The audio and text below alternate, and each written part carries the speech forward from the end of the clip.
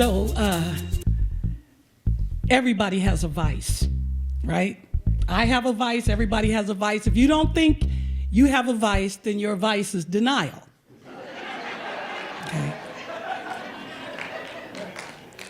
So I am addicted to foot massages. It's like God put two little vaginas in the bottom of my feet. And if you rub them long enough, I'll have a footgasm. Now, I would start out at the pedicure place and get that wimpy little massage they give you there. And as soon as the toenail polish dry, I would head to the Chinese relaxation spot in the mall, Wu Zing's. And I would get one of them Chinese men to stick his thumbs in the G-spot of my feet and Wu Zing, baby, please. So Hung Lo is like looking at me.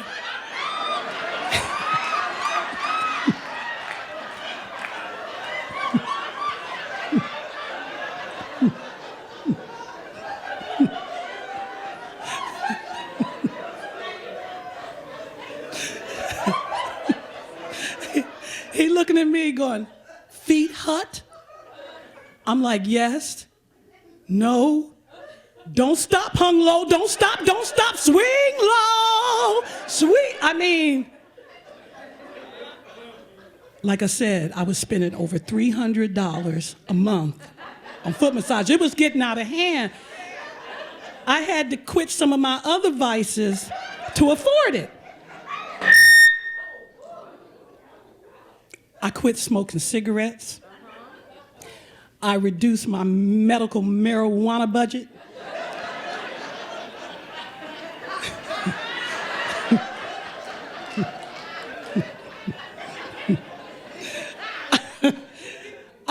I gave up straight hair. I locked my hair.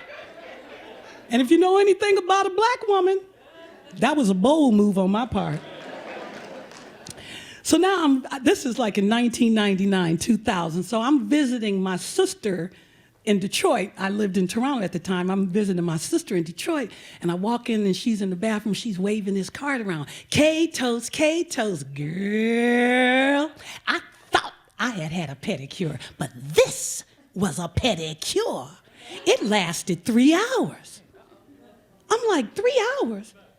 Doreen, he got a foot fetish. Give me his card. And she's like, he's a Christian. Now, my sister's a Christian. She's a pastor. Her husband's a pastor. They have a church. So I have to break it to her real gently. So I said, Doreen, Christians lie. You know, they lie about birth certificates and deficits. They lie about weapons of mass destruction. Christians got foot fetishes. Jesus had a foot fetish.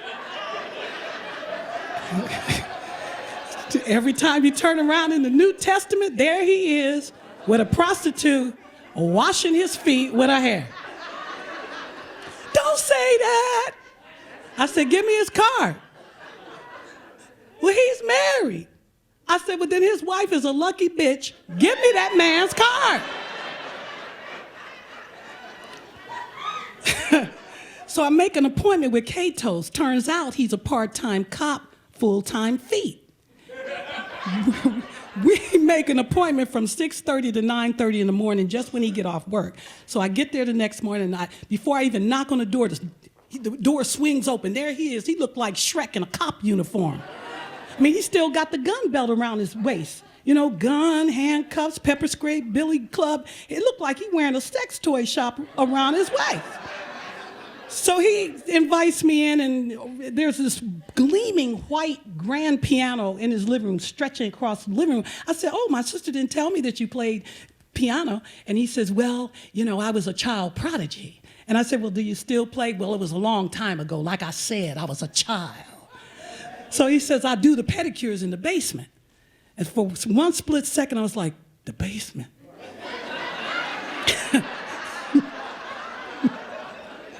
But then I remembered my sister made it. So I'm going. Now, how she could have missed that this man had a foot fetish is beyond me. I get down there, it's mirrors everywhere.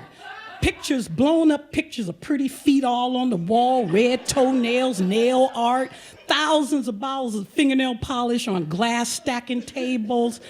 It was in the corner was like this rope with a bunch of high heel slippers, like a stripper convention over there happening in the corner. And 2 lazy boy chairs elevated on platforms with a little stool below.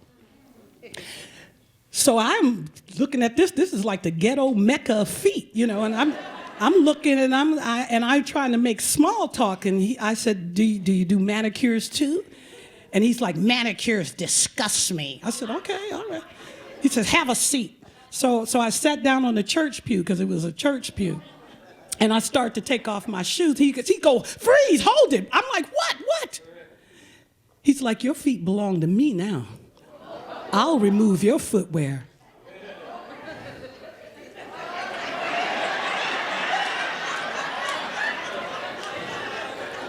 My feet start sweating and twitching. He said, go over and have a seat on the lazy boy. So I go and I take my bottle of water with me and he snatches the bottle from me. I said, what's wrong? What's going on? What's up? Hey. He says, well, I don't want any interruptions. And I'm like, interruptions? What do you mean? He says, I don't want you getting up in the middle of my work. I'm an artist and going to the bathroom. Matter of fact, go to the bathroom now. And I said, but I don't have to go to the bathroom. He said, a lot of women come here and say that, but then they get up in the middle of my work and go to the bathroom. I said, but I'm practically dehydrated. I drank very little coming from Toronto. He said, a lot of women say that, and they sit there and hold it just to be right. Why are you being so rebellious? So I didn't want to argue. I went to the bathroom. I counted to 60, flushed the toilet, ran the sink water, and opened the door. Boom, there he is. I'm like, he said, a lot of women do that. They pretend to go to the bathroom. Now I'm nervous. I'm a little scared. My sister didn't tell me this. So I see the staircase, he's there, and I'm like, look, you're gonna give me the pedicure or not? Because I'm a little nervous. He says, yeah, I'm gonna give it to you. He said, but just so you know, a lot of women come here and they expect sex. It's no sex, just feet. Whew, thank you. I go take a seat. He takes his gun belt off. He disappears into the back, comes back out with a blue smock in this steaming hot tub of water. And he puts it down and tells me to put my feet in there. I said, I'm not putting my feet in there. That's hot. Don't you see the steam rising up above it? He said, you need to tell your mind to tell your feet that water ain't hot.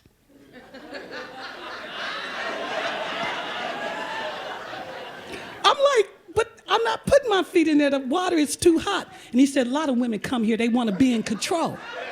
You want to be in control? Tell your mind that water ain't hot. Surrender to the water. So I'm like, sucking air. Liquid fire. Then I adjust. And then he takes my foot out. And he said, you see how needy you are? And I'm like, I'm not needy. And then he starts to take this like strawberry, it feels like menthol on my feet, kind of cool. And he starts slathering that on my feet and rubbing it and sticking his fingers in between my toes and just wiggling it back and forth. Now, I'm like, my inside face is like, my outside face is like, and he's like, how'd that feel? I'm about to lose my mind. And he said, how'd that feel? I'm like, it's okay. He said, women come here and they want to be in control. He says, let go. You know this feel good. You know it feel good. Then he took his thumb and just stuck it in the bottom of my feet. And I was like, yes, it feels good. And he said, let it go, just let it go. And I'm thinking to myself, I'm going through a divorce. Nobody knows. I haven't told anybody. And so I look over at the side and I see there's pictures of him in the military, pictures of his buddies in the army. And I'm figuring it's Vietnam because he looks in his 60s. And so I changed the subject because I don't want to deal with the fact that I'm going through a divorce because I'm pretty embarrassed about this divorce. I just got married 3 months before. It's my second marriage. It's a failure. I just want to get a foot massage and get out of here. So he says, well, I said, you've been to Vietnam, eh? He goes, yeah, I've been to Vietnam. I said, did you ever kill anybody? And his body goes like that. And he says, yes, I did. And I said, did you ever kill any women or children? His body goes like that, and he says, I killed anything that moved, women, children, trees, anything that moved, I killed it. And I said, well, did you ever ask for forgiveness? I was acting on orders from the United States government. I didn't have to ask for forgiveness. I was acting on orders from the United States government. I said, I know, but did you ask for forgiveness just for you? And he said, I was acting on orders for the American government. I was acting on orders. And he says, have you seen Somewhere in Time? I said, with Christopher Reeves? And he goes, yeah. And I said, yes, I have. And so he says, I'd like to play that for my first-time customers. And I said, well, I've seen it. Click. So I get drawn in the movie. Now, the movie is 90 minutes long. And I'm letting him do the cuticle stuff and all of that. And I'm drawn into this movie. And when it's over, he says, do you believe that people can love each other beyond time? And I said, yes, I do. I said, because I love my stepmother. She died in 1981, but I still feel her presence around me. He said, I've been married 3 times. I've been divorced 3 times. And I'm in love with all 3 of my wives. And now I'm interested in what he has to say, because does he have a prescription for divorce? Can I still be in love? I was still in love with my husband. I didn't want the divorce. He was a fine Jamaican specimen of a man. He cut off my sex supply. Right in the middle. I mean, when people get divorced, one person knows before the other. One person's ready before the I wasn't ready. So he gets up from the pedicure and goes to the piano and starts to play the theme music from Somewhere in Time. And it was like his soul was pouring through his fingers, like I've never heard anything so beautiful in my life. I started seeing scenes. I started seeing him in Vietnam and gunfire, and I started to cry because the music was so moving. And then he made a mistake and got back on, and then he finished with this flourish, and I just sat there sort of stunned because I'd never heard music so beautiful in my life, and I'm still crying. And after the chord rang out, I said, I felt your pain. And he said, no, you didn't feel my pain, you felt your pain. And he said, and I think your toenails are dry. And I looked down at my toes, and it looked like a crime scene down there. Red fingernail polish everywhere on my skin, everywhere. And I guess that's what broke the camel's back. And I run into the bathroom, and I just pour tears. I release. Yes, I'm going through a divorce. 46, going through my second divorce, and it's okay. It's okay. I made a mistake. That's all. I just made a mistake. And I recover. I cover myself, get together, and I come out. And he says, a lot of women do that. Right after they pedicure, they go in there and they cry. But there was some understanding between me and Kato's. And I told that story at a club called They Say. And when I finished telling that story, a woman came all the way across the room and gave me a card, and it said, Mr. Mario, put your feet in my heavenly hands. And I gave that card to my sister because it turns out Mr. Mario is a Christian foot care giver. Now, I went there one time, and while he doing your feet, he quotes scriptures. And I didn't go back to him because me and feet and Jesus don't go together for me. Then I told this story at Joey's, and a Chinese woman come up to me and she says, I know Kato's. He did my eyebrows. I didn't know he did eyebrows. And then I told another lady who worked for 911, and she said, I knew Kato's. He got fired because he was underneath the desk looking at women's toes. So that's what I told my sister, proof he has a foot fetish.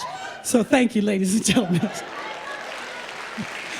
All I have to say, ladies, just go down to the relaxation spa, nurture yourself.